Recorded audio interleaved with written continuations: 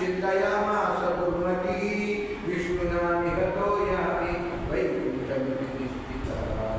అప్పుడు అనుకున్నాడు రావణుడు, ఇలా కాదు, తప్పనిసరిగా నేను విష్ణువు చేత చంపబడి అప్పుడు నేను వైకుంఠానికి పోతాను. విష్ణువు చేత చంపబడిన వాళ్ళందరికీ దగ్గరలో ఒకసారి చెప్పుకున్నాను. ఏ ఏ హతాః చక్రధరేణ రాజన్ త్రైలోక్యనాథేన చతుర్భుజేన ते ते गताः విష్ణుపురి ప్రయాతాः క్రోధోపి దేవస్య వరేణ తుల్యః అని ఒక శ్లోకం ఇది. ఏమిటంటే భగవంతునికి భక్తుల మీద రెండు రకాలైన అనుగ్రహం ఉంటుంది. రెండు రకాలు ఏమిటవి? ఒకటేమో అనుగ్రహం, దయ, ప్రేమ చూపుతాడు. రెండు ఆగ్రహం. అనుగ్రహం రెండు రకాలుగా ఉంటుంది. ఆగ్రహ రూపంగా ఒకటి, అనుగ్రహ రూపంగా ఒకటి. అయితే ఏది ఇందులో గొప్పది అని ప్రశ్న వచ్చింది. పరమాత్మ యొక్క ఆగ్రహం గొప్పదా, అనుగ్రహం గొప్పది? ఆధ్యాత్మపరంగా ఆలోచిస్తే స్పిరిచువల్గా భగవంతుని యొక్క అనుగ్రహం కంటే ఆగ్రహం గొప్పది. కానీ ఏ భక్తుడు భగవంతుని యొక్క ఆగ్రహాన్ని కోరతాడు? కొరిగితో తల కోరుకుంటాడు ఎవడన్నా? భగవంతుని యొక్క దయా దాక్షిణ్యాలు, కృప, కరుణ అది కావాలి అని మనకి ఇంత భయంకరంగా తపస్సు చేసి ఏం కావాలన్నా భక్తుడా అంటే నీ యొక్క ఆగ్రహం చూపించినా మీద ఎవరంటే అలా అడుగుతారు. కానీ ఆగ్రహం గొప్పది. ఏ విధంగా గొప్పది అంటే అనుగ్రహం చూపించినప్పుడు భగవంతుడు మనం ఏది కోరితే అది తథాస్తు వింటాడు. సరే అంతే, మనం అడిగిపిస్తాడు, అక్కడికి అయిపోతుంది. కానీ ఆగ్రహం కలిగింది ఏం చెప్తాడు? వెంటనే చక్రం ప్రయోగం చేస్తాడు. పరమాత్ముడు కోపం వస్తే చక్రమే కదా. ఆ చక్రం వచ్చి ఏం చేస్తుంది? వీడిగా తగ్గిస్తుంది. చక్రం చేత చంపబడ్డ వారికి ఏం ఫలం? ఆగ్రహం కోరేవారు, అనుగ్రహం కోరేవారికి ఏమో అవి లౌకికమైన పదార్థాలు ఉంటాయి. వారికి ఇక్కడే ఉంటారు, జన్మ మరణాలు తిరుగుతుంటారు చక్రంలో. కానీ ఆగ్రహాన్ని కోరిన వారి మీద పరమాత్మ ఆ సుదర్శన చక్రాన్ని ప్రయోగించడం వల్ల వారికి ఆ స్పర్శ వల్ల వెంటనే వైకుంఠ ప్రాప్తి, జన్మరాహిత్యం. రాక్షసులందరూ జన్మరాహిత్యాన్ని పొందారండి. వైరభక్తి మనకంటే ఎక్కువ స్మరణ. కంసుడు కృష్ణుణ్ణి మనకంటే ఎక్కువ చేశాడు. అంటే అంత భయం.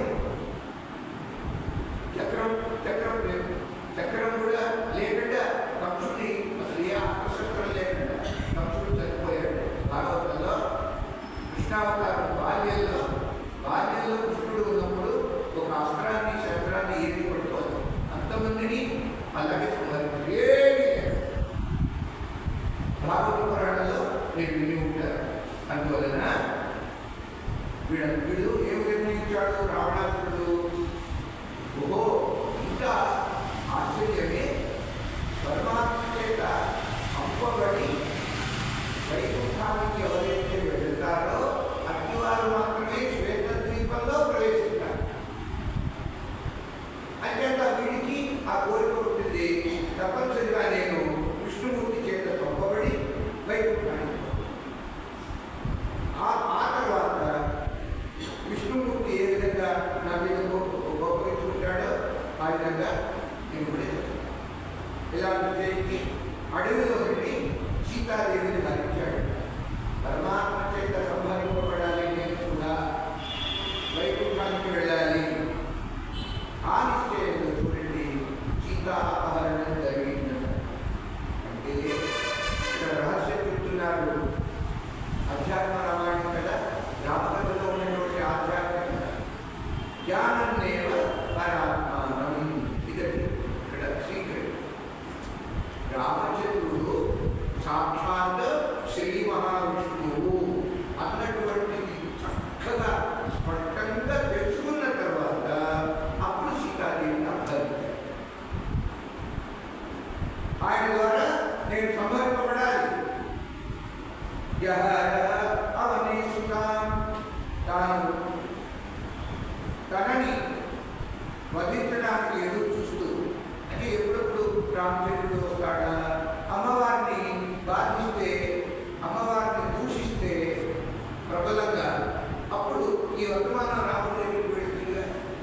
ఆంజనేయ స్వామి చెప్పారు కాదని ఇది దాగు చేయకుండా రాముడు వచ్చి ఆడ వేసి నన్ను నాకు ఈ విధంగా ప్రారంభించారు. మాతృవత్పాలయ మాస కాంక్షన్ వదన్ స్వకం. ఇంత రాజ్యాన్ని అగస్త్య మహర్షి రామచంద్రుడికి చెబుతున్నారండి. రామ రామం పరమేశ్వర. ఈ విధంగా అగస్త్య మహర్షిని సూచించి అగస్త్యుని రామచంద్రుని చేత పూజింపబడి తాను తన యొక్క ఆశ్రమానికి అగస్త్యుల వారు వెళ్ళిపోయారు. రామచంద్రుడు కూడా భార్య సీత సోదరులతో ఎలా ఉంటున్నారట అయోధ్యలో? ఒక సాధారణమైన సంసారిలాగానే ఉంటున్నారు. సామాన్యమైన ఒక వస్తువు ఆనందంగా ఉంటున్నారు. పరమాత్మ ఎందుకు ఆనందం? ఉచ్చారణ చేస్తే ఎవరికి అనాసక్తి ఉంటుందో అట్టి వారికి ఆనందం లేదో కలదు. దేని ఎందు ఆసక్తి లేని వారికి పరమాత్మ ఎందు ఆసక్తి ఉంటుంది. అట్టి వారికి ఆనందం. ఆ విధంగా రామచంద్రుడు ఆనందంగా ఉంటున్నారు. దేని ఎందు ఆసక్తి లేకుండా ఏదో విశేష కాలం అనుభవించినా కూడా హనుమదారులు నిత్యము పరమాత్మైన సన్నిధిని వారు కోరుతూ ఉంటారు. అందువలన ఇక్కడ చూడండి కోరుకున్నాడు. రాముడు భూమండలంలో ఉన్నంత వరకు పుష్పక విమానం దాని వెనక్కి పంపించేశారు కదా రామచంద్రుడు. అప్పుడు అన్నారు, ఏ రోజైతే రాముడు వైకుంఠాన్ని చేరుకుంటాడో అప్పుడు మరలా నువ్వు నా దగ్గరికి రావాలి. అలా పంపించేస్తాడు పుష్పక విమానం. పుష్పక విమానం రామ యదా స్వరామివద్దరంతే తదా గచ్చత్ మమాప్తికం. విమానమా, నీకు మంచి మేలు జరుగుతాక నేను స్మరించినప్పుడు నువ్వు వస్తూ ఉండు. అలా అని పంపించేశారు. అప్పుడు అంతర్ధానంగా వెళ్ళి ఇలా చెప్పి రామచంద్రుడు అన్ని విధాలుగా పౌరుల యొక్క కార్యములలో సోదరులతో మనుషులతో రాజ్య పరిపాలన చాలా యథాన్యాయంగా చేస్తున్నారు. అట్టి సమయంలో రాఘవే శాశ్వతి భోగం రామచంద్రుడు రాజ్యాన్ని శాసిస్తూ ఉండగా వసుధ సస్య సంపన్న పదవంతస్య భూభ రామరాజ్యాన్ని కొంచెం విస్తృతంగా వర్ణిస్తున్నారు. రాముడు శాసిస్తుంటే భూమి ఎలా ఉంటుంది? సస్యశ్యామలంగా ఉంది, పచ్చగా ఉంది. ఆ విధంగా మనం అలా కోరుకుంటూ ఉంటాం రోజు. సస్యశ్యామలంగా ఉన్నా లేకపోయినా కూడా ప్రజలంతా ధర్మపరులు.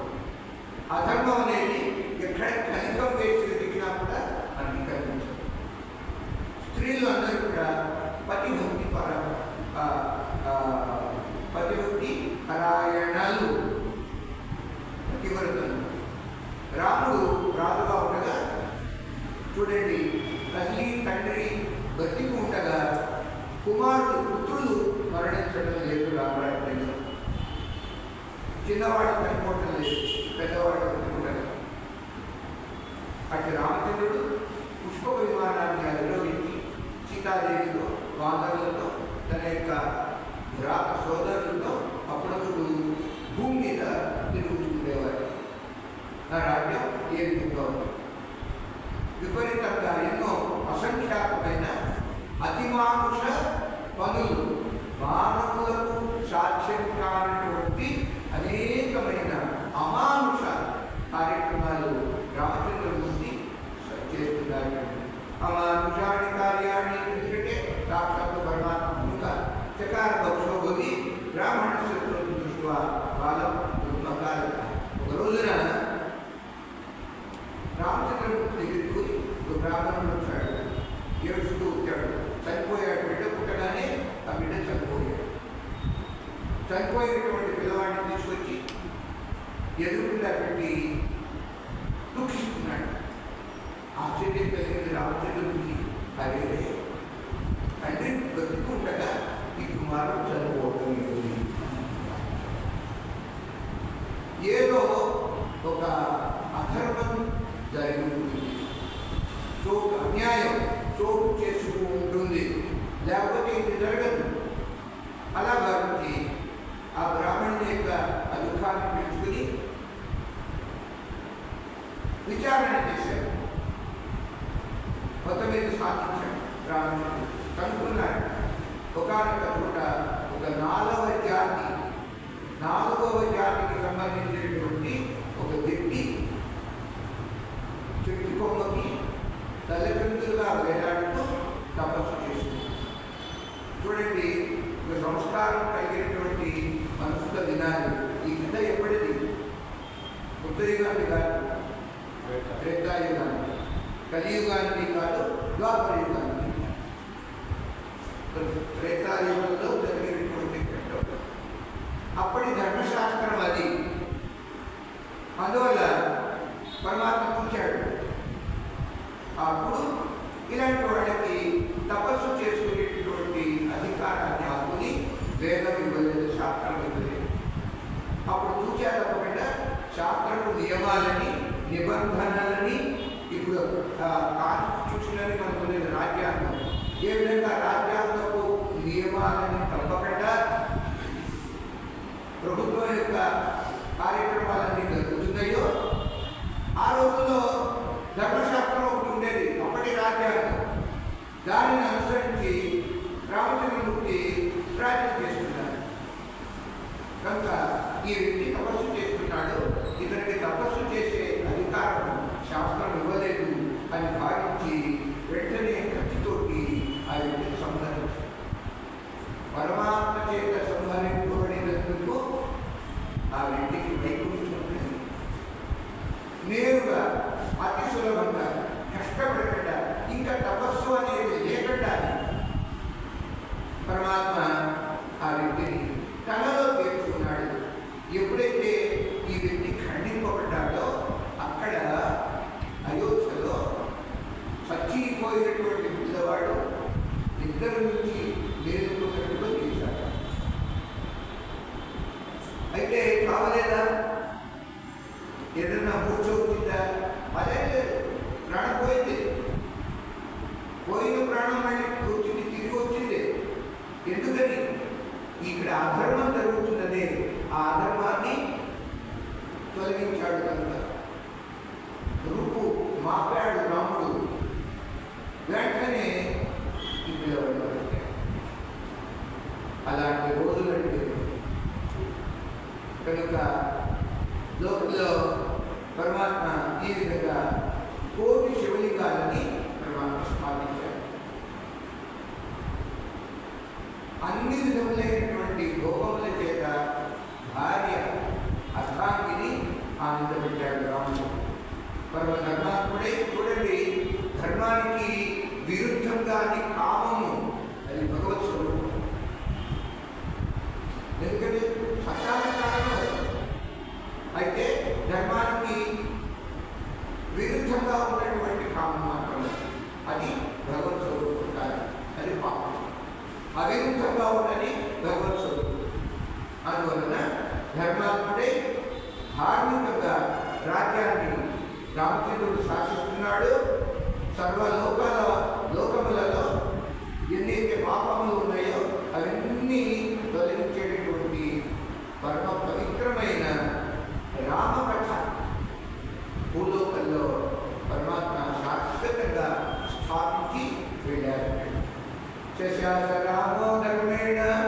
राज्यं धर्मधर्मवित् कथां संस्थापयामास सर्वलोकमलापः।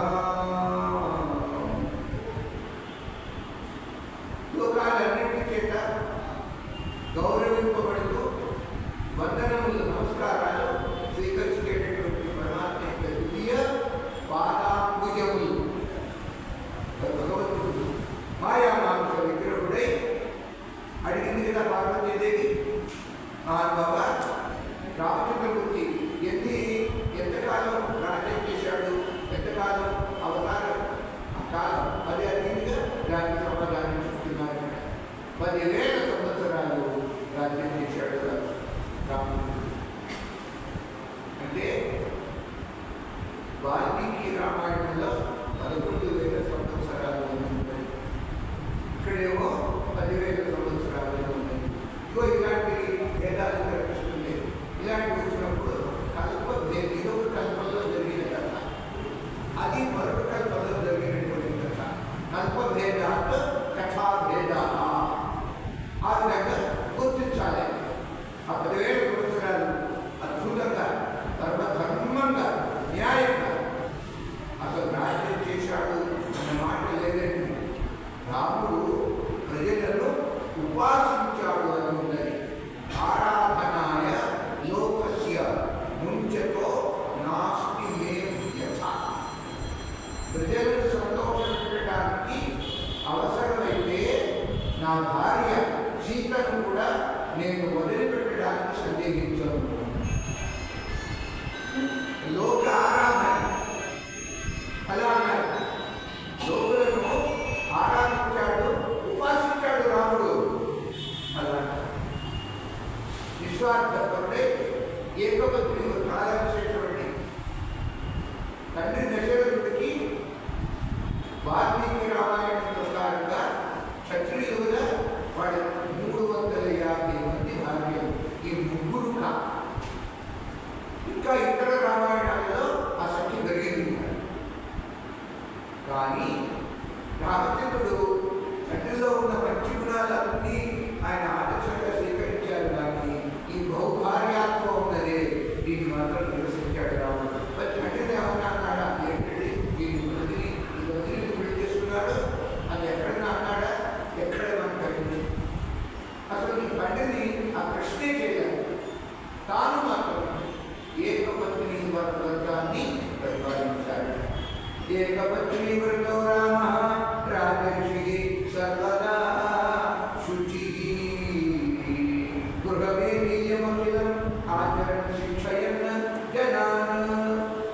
రాజర్షి చూడండి, చాలా మంది క్షత్రియులు క్షత్రియ రాజులు అనే ఉన్నారు తప్ప, రాజులుగా ఉన్నారు తప్ప రాజర్షులు చాలా తక్కువ ఉంది.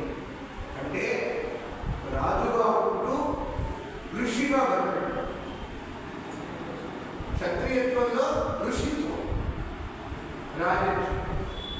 అలా రామచంద్రుడు 10,000 సంవత్సరాలు ఏకపత్ని వ్రతుడై గృహస్థాశ్రమ నియమాలని చక్కగా పాటిస్తూ ప్రజలకి ఆదర్శప్రాయుడయ్యాడు, మార్గదర్శకుడయ్యాడు. ఇంకా పార్వతీ అమ్మవారి పట్టణాలు దేవి పరమసాక్షి సీత భగవంతుని భర్త యొక్క మనస్సుని తెలుసుకుని హృదయాన్ని ఎరుగుతూ ఆయనకి అనుకూలంగా మనస్సుకి ఆనందప్రాయంగా ఉండేటట్టుగా అలా వర్తిస్తూ ఉండేదాన్ని, అలా వర్తిస్తూ ఉండేది ప్రవర్తన. ఆ ప్రేమ చేత, నమ్రత చేత, ఇంద్రియ సంయమనం చేత పరమాత్మ రామచంద్రుని యొక్క మనస్సుని దోచుకునే సీతారు. సీత ప్రేమానుత్యాజ ప్రశ్రయేణ శ్రేయోనే దమేన ఇంద్రియ నిగ్రహం చేస్తారు.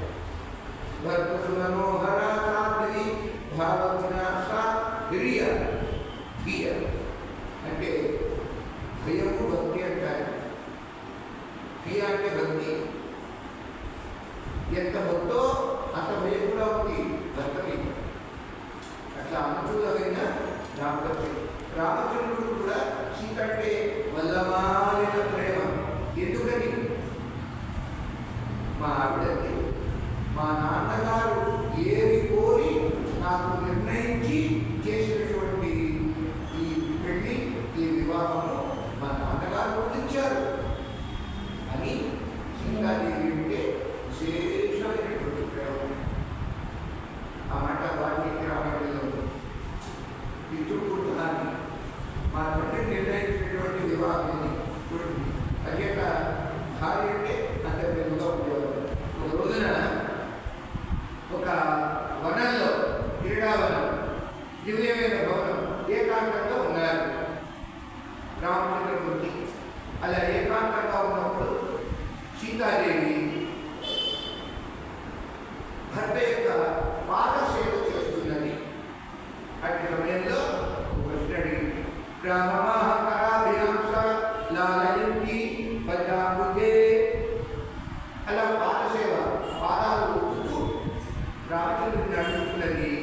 దేవదేవ జగన్నాథ పరమాత్మం సనాతన చిదానందాయ మధ్యాంతరహిత అశేష కారణ. నీవు చిదానంద స్వరూపులు, మీరు దేవదేవులు, దేవతలు, దేవుడు ఆదిదేవో మహాదేవ దేవేశ దేవభూరు ఉత్తర గోపతిరి గోప్త జ్ఞానగమ్య పురాతన. అన్ని ఇన్ని నామాలు విష్ణుమూర్తికి, అంటే రాముడికి నామాలు. విష్ణువే రాముడు కనుక ఇక్కడ ఓ జగన్నాథ పరమాత్మ సనాతన చిదానంద ఆది మధ్యాంతరిక అశేష కారణ. మహానుభావ చూడండి, మాటలు దేవతలు నన్ను ఏకాంతంలో వచ్చి మీరు తిరిగి వైకుంఠానికి వచ్చేయండి, ఎంతకాలం ఇంకా ఈ భూమి ఉంటారు. వైకుంఠంలో లక్ష్మీనారాయణ లేకపోయేటప్పటికీ వారిద్దరే కదా సీతారాములు ఇక్కడ అవతరించారు. దేవతలు అడిగారట సీతాదేవి, అమ్మా ఎంతకాలం ఉంటారు కదా మీరు భూమి మీద, మమ్మల్ని అందరినీ వదిలిపెట్టి సనాతనమైన వైకుంఠ ధామము, పరధామము అంటారు, వైకుంఠ ధామం, దాన్ని వదిలేసి ఇక్కడ రామచంద్రుడు ఈ భూమి మీద ఉన్నాడు. మాకు మొదట లేదు అక్కడ కనుక తల్లి రామచంద్రుడు ఇప్పుడు నీతోనే ఉంటాడు కదా. కనుక సీతాదేవి పాదాలు ఒత్తుతూ రాముడితో అనుకున్న నీ మాటలు దేవతలు అడిగారు, నాథానంలో ఎంతకాలం ఉంటావమ్మా నువ్వు ఇంకా భూమి మీద? నువ్వు ఉంటే ఆయన కూడా ఉంటాడు నీతో పాటు. నువ్వు వచ్చేసావనుకో వైకుంఠానికి, ఆయన కూడా వచ్చాడు లేదా. నువ్వు ఎక్కడుంటే నీ స్వామి, నీ వారు అక్కడే ఉంటాడు కదా. కనుక ఏంటి నీకు కావాలి? దేవతలు అన్నాడు, నువ్వు వెంటనే వైకుంఠానికి. సీత, స్వామి దేవతలు నన్ను అలా అడిగారు కనుక ముందుగా నేను వైకుంఠానికి. ఆ తర్వాత కొంచెం నిదానంగా మీరు కూడా రండి అలా అంటున్నది. ఈ మాటలు చూడండి, తల్లికి ఇక భూమిలో ఇక వెళ్ళిపోదాం మనం అన్నటువంటి బాగుంది. ఇలా చెప్పి రామచంద్రుడితో అనుకున్న సీతాదేవి, మహానుభావ నేను చెప్పినట్టు కాదు, మీరు ఎలా చేయాలి అనుకుంటే మీకు ఎలా తోస్తే అలా చేయాలి. ఎందుకని మిమ్మల్ని ఆజ్ఞాపించే ఉంటే మీ చెవులో ఈ మాట వేశారు. దేవతలు ఇలా అనుకుంటున్నారు. ఆ మాటలు విన్నాడు కాసేపు కళ్ళు మూసి ధ్యానించారు. ధ్యానావస్థిత తద్గతేన మనసా పశ్యంతేయం యోగినః యశ్నాంతం న విదుషురాసురగణాః దేవాయ తస్మై నమః. పరమాత్మ కాసేపు కళ్ళు మూసి ఏదో ధ్యానించాడు. ఆ ధ్యానంలో ఆయన తోచినటువంటి మాట చెబుతున్నాడు సీతాదేవి, దేవి నా నాకంతా తెలుసు అన్నాడు. ఇందుకు నేను ఒక ఉపాయాన్ని కూడా ఆలోచించాను. దేనికి? వైకుంఠానికి వెళ్ళుకున్నాను. నా మనసులో ఉన్నది అని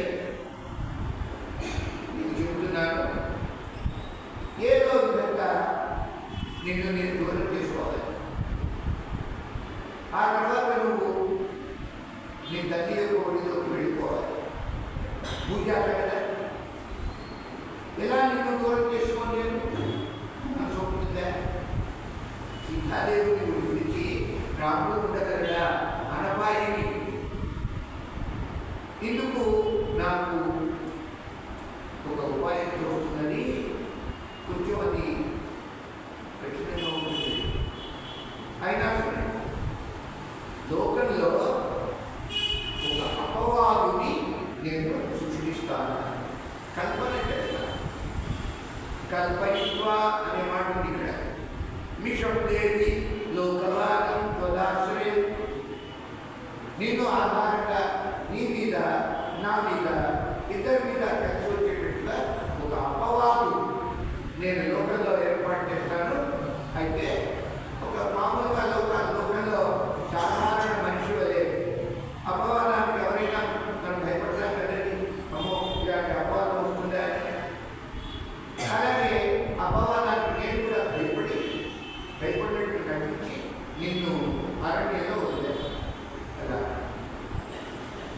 అరణ్యం వదిలేసి అయితే ఇక్కడ ఘోరమైన భయంకరమైన పులులు, సింహాలు, అలాంటి క్రూర మృగాలు సంచరించేటటువంటి అరణ్యంలో కాదు.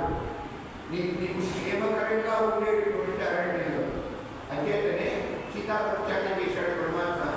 అపవాదం వచ్చింది, లోకమంతా కోడే కూస్తున్నది. రాత్రిపూట తిరిగే గూఢచారులు ఉంటారు. ఆ గూఢచారులని మరుసటి రోజు ఉదయం రామచంద్రుడి గురించి అడిగేవాడు. ఏమైనా మీరు రాత్రి సమయాల్లో గస్తీ తిరుగుతున్నారు కదా, ఏమిటి విశేషం? ఒక రోజున ఒకడు ఆ గస్తీ వాడు పరమాత్మతో అన్నాడు, రాజా లోకమంతా కూడైపోతుందని ఆ ఒక్క రజకుడు ఒకటే కాదు, లోకమంతా ఇలాగే అనుకుంటుందని. సంవత్సర కాలం పాటు పరగృహంలో వరాయి పురుషుని యొక్క గృహంలో లంకలో ఉన్నటువంటి సీతాదేవిని సిగ్గు సరలేకుండా శ్రీరాముడు ఏరుకుంటున్నాడు అన్నటువంటి మాట ఒక రజకుడు అన్నది కాదు, లోకమంతా కూడైపోతుందని. ఈ అపవాదం ఎక్కడి నుంచి వచ్చింది? పరమాత్మ సంకల్పడ్డాడు, అలా కనిపించాడు దేవుడు. అందువలన ఆ విష అంటే నెపం, ఆ నెపం పెట్టుకుని నిన్ను నేను వాల్మీకి ఆశ్రమం దగ్గర వదిలేస్తాను. ఇప్పటికే నేను గర్భవతి మాట్లాడుతున్నాను. ఇద్దరు కుమారులు కలుగుతారు. ఆ తర్వాత నా వద్దకు చేరి లోకానికి నమ్మకం కలిగించడానికి గౌరవంతో ఒక శపథం చేసి, ఆ శపథ రూపంగా దేవి నువ్వు భూమిని చీల్చుకొని నీ తల్లిలో కలిసి తద్వారా వైకుంఠానికి వస్తావు. పెద్ద ప్రణాళిక అంటే భగవత్ సంకల్పం లేదే లోకంలో మనం ఏదో అనేక రకరకాలుగా అందువలన ఇలా చెప్పి తర్వాత నీ వెనకాల నేను వస్తాను. ఇది తిరుగులేని నిర్ణయం. పశ్చాత్తరంగ విషయాన్ని ఏష ఏవ సునిశ్చయ. అలాగా సీతారాముల మధ్య ఇలాంటి ఒప్పందం ఒకటి కుదిరింది. ఇక అది కార్యరూపాన్ని ధరిస్తుంది. విజ్ఞానంలోకి పరమాత్మ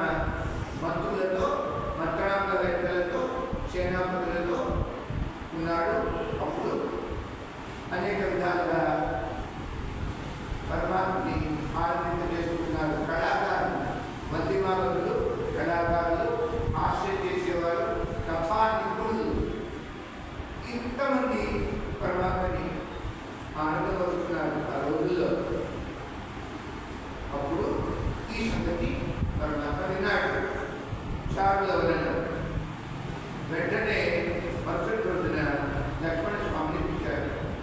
లక్ష్మణ, నా మీద, మీ వదిన గారి మీద ఒక పెద్ద అపవాదం వచ్చింది. అందువలన మీ వదిన గారిని వెళ్ళి రేపు ఉదయం వాల్మీకి ఆశ్రమం దగ్గర